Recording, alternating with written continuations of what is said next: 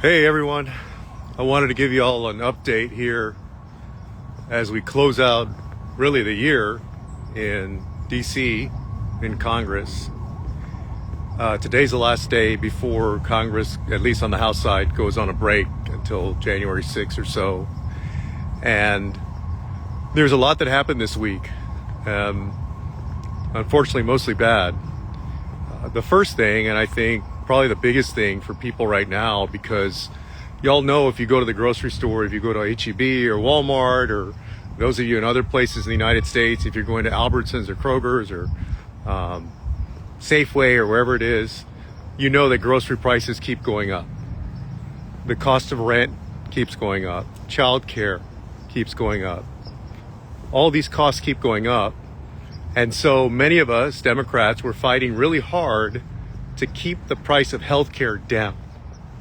Because healthcare is the number one thing that bankrupts people. Medical bills. People get in a car accident, they get diagnosed with a major illness like cancer, some other major medical event that they can't afford. They're underinsured, and the co-pays or the out-of-pocket costs, all those things are so high, or the hospital stays, that it bankrupts people, or they got to take out a lot of loans and stuff. So we're trying to keep that cost down by extending these ACA subsidies or healthcare subsidies. Well, this week, the House Republicans refused to extend those subsidies. So those subsidies are going away. And those of you that have gone through that period of renewing your healthcare insurance, you may have seen, whether you were using these subsidies or not, that the price of healthcare insurance has gone up for a lot of people. Sometimes hundreds or thousands of dollars. You may have seen these stories, people posting on the internet, on social media, about their plans going up. Mine went up about $200. So, over the course of a year, that's $2,400 more than I'm going to have to pay in 2026. And that's a typical story. The good news is that there are a group of all Democrats and I think about 4 Republicans or so who signed on to a discharge petition. And, I had described earlier when I did one of these what the discharge petition is. A discharge petition is basically if you get 218 signatures on this discharge petition, it goes around the Speaker of the House and it forces the Speaker to put that piece of legislation up for a vote. Now, before this term in Congress, a successful discharge petition was actually very rare. You hardly ever saw a successful one. They were tried, but they weren't usually very successful.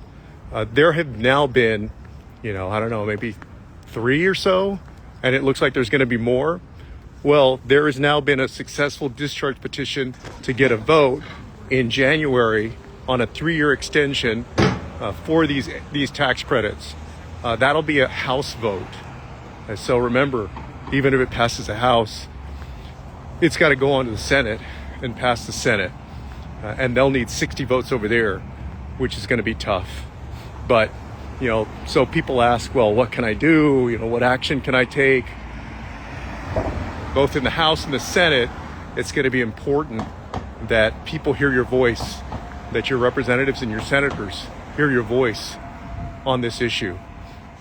Obviously, another big thing that happened this week was all of this going on with Venezuela, and the president basically admitting the reason that he wants to take us to war with Venezuela is about oil and land. Now, I think it's wild, and I represent what's known as Military City, USA, San Antonio, Texas. Obviously, those of you in my hometown, you know what a big military town San Antonio is. Anybody that's been through basic training in the Air Force, you know what a big military town it is.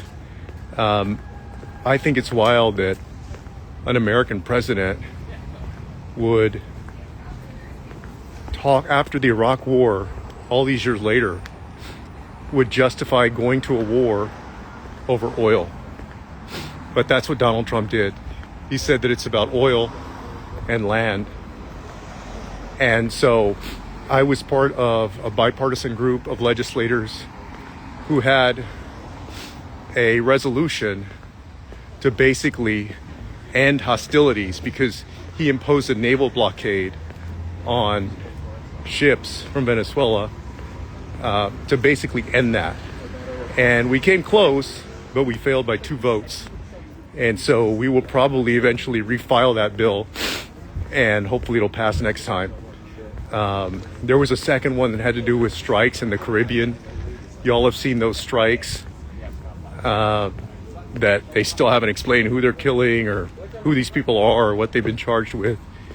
And that one was also close, but it failed as well. So still a lot of work to do there. And then, of course, all of these things with ICE, these horrendous stories and videos keep coming out. This past week, we saw one of a pregnant woman who was dragged by ICE officers. I don't know if y'all saw that one, but she was dragged. It looked like across the street or a sidewalk. And it just shows you how inhumane all of this has become at the hands of DHS and ICE. And the folks at ICE who are breaking the law, who are violating people's constitutional and civil rights, they should be held accountable. If they commit a crime, they should be charged in state court or federal court.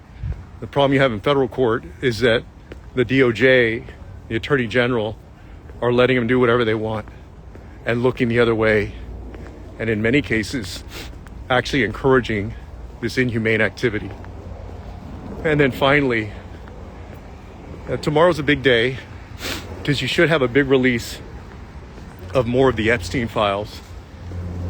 And, ranking member Garcia has been just done great work, and the entire oversight committee on these issues. And there should have a bigger tranche of information to share on everything related to Jeffrey Epstein. People have speculated that that's one of the reasons that Donald Trump has done what he's done about Venezuela this week, why he seems to be inching us closer to war, why he did a big press conference last night where he didn't really say much, except a lot of more red meat and racism about immigrants and all this nativism and all that. But just tried to rehash really achievements that he hasn't accomplished. But, a lot of folks believe it's because that those Epstein files are going to be released, supposed to be released tomorrow. So that represents a lot of progress, actually, from your work. The reason that those things are getting released is because of all of the pressure that you brought on members of Congress and senators to actually pass that bill and force the president to sign it and get these things released.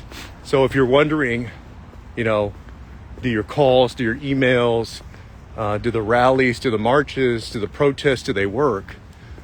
Well, you're seeing that it does work and that it does make a difference.